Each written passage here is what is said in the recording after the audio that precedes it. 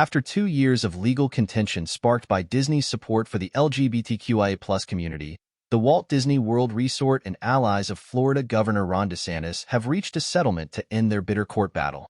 A meeting between board members of the Central Florida Tourism Oversight District, which Disney previously controlled, ended with approval of the settlement, the Associated Press reported Wednesday.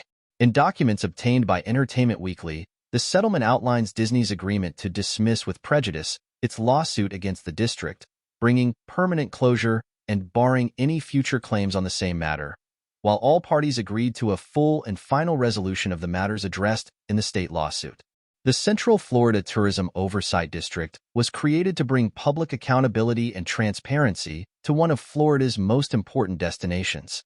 We're proud of the landmark work the district has accomplished and look forward to what lies ahead, CFTOD Vice Chairman Charbel Burricate told EW in a statement. With this agreement, we're eager to work with Disney and other businesses within Central Florida to make our destination known for world-class attractions and accountable governance. A spokesperson for DeSantis, Brian Griffin, also provided a statement to EW. We are glad that Disney has dropped its lawsuits against the new Central Florida Tourism Oversight District and conceded that their last-minute development agreements are null, void, and unenforceable. No corporation should be its own government, the statement reads. Moving forward, we stand ready to work with Disney and the district to help promote economic growth, family-friendly tourism, and accountable government in Central Florida.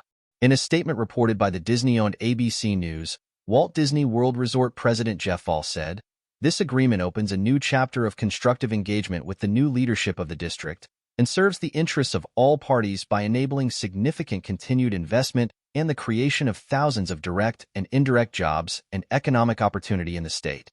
EW has reached out to representatives for Walt Disney World for comment. Tension between DeSantis and Disney arose in March 2022, after then-CEO Bob Chapek denounced a conservative push to introduce the anti-LGBTQIA+ initiative unofficially dubbed the Don't Say Gay Bill, formerly titled House Bill 1557, or the Parental Rights and Education Bill, that passed through the Florida Senate at the time, despite Disney drawing criticism for not speaking out against the legislation sooner. The company ultimately signed a human rights organization statement opposing similar efforts around the country and pledging $5 million to groups working to ensure LGBTQ+ protections. While we've been strong supporters of the community for decades, I know that many are upset that we did not speak out against the bill, said Chapek, who also indicated he voiced his concerns to DeSantis in a phone call at a shareholders' meeting. We were opposed to the bill from the outset, but we chose not to take a public position on it because we thought we could be more effective working behind the scenes, engaging directly with lawmakers on both sides of the aisle, and we were hopeful that our long-standing relationships with those lawmakers would enable us to achieve a better outcome. But, despite weeks of effort, we were ultimately unsuccessful. In a move widely seen as retaliation for Disney's response to the Don't Say Gay bill, DeSantis commandeered the district and appointed new board members, which led Disney to sue the political figure, though that suit was dismissed in January. DeSantis had previously suggested other measures that Disney interpreted as retaliatory, including an April 2023 idea to build another state prison near the Disney World property just outside Orlando.